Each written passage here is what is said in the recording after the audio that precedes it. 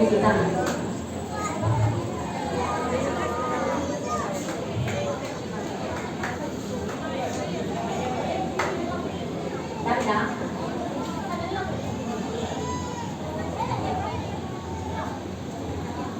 တခုတော့ပြောရမယ်နော်အခုတက်ပြီးတဲ့မေမေတွေက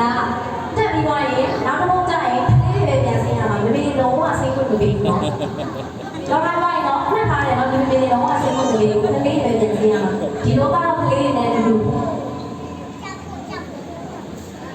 ခုနကတော့အချင်းကလေမြစ်တာဝဲတဲ့ချင်းလေးပဲဆိုတာတဲ့ခါကျတော့ဖေးကစိတ်ကောက်နေအောင်ဆိုလို့အခုဒီကမြစ်တာဝဲတဲ့ချင်းလေး